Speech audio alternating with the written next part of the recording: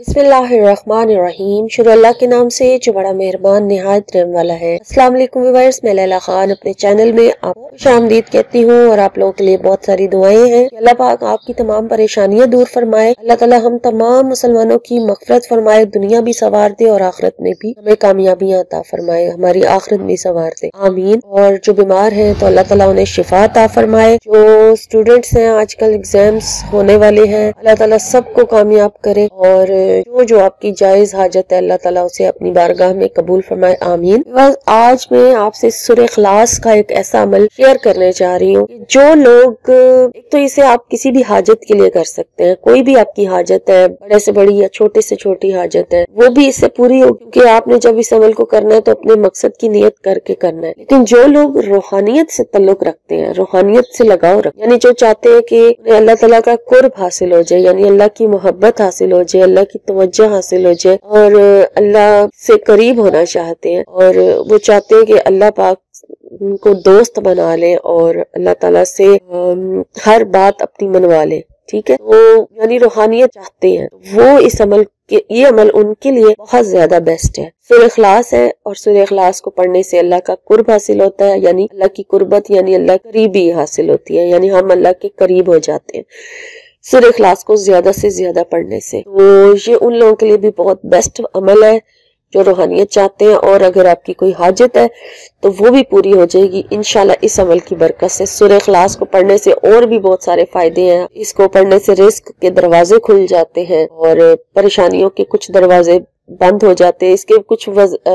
इसके बहुत सारे फजाइल हैं, लेकिन कुछ फजाइल मैंने अपने चैनल पर शेयर भी किए हुए हैं, तो आप वो भी देख सकते हैं। तो आज का जो वजीफा है वो कुछ इस तरह से है कि अगर आप अपनी हाजत को पूरा करवाना चाहते हैं तो आपने किस तरह से करना है कि आप इसे फजर की नमाज के बाद आपने इस तरह से पढ़ना है कि पहले आप दुरूद शरीफ पढ़ेंगे, दुरूद शरीफ आप 11 मरतबा पढ़ लेंगे, उसके बाद फिर आपने सूरह इखलास को 1 मरतबा पढ़ना है, ठीक है।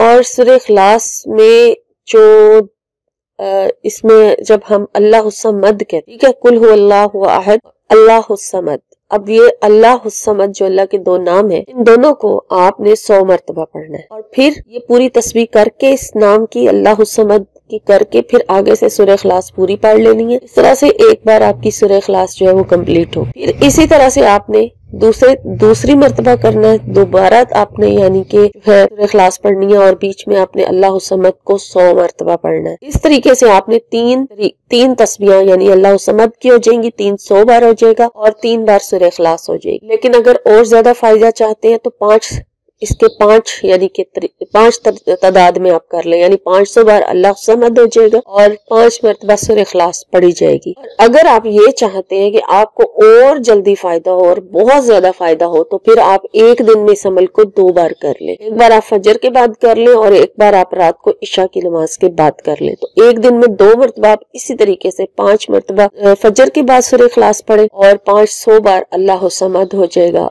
इसी तरह से रात को इशा की नमाज के बाद 5 की तादाद में सूरह इखलास पढ़े और बीच में अल्लाह समद जो है वो 5 तस्बीहां हो जाएंगी, ठीक है ना।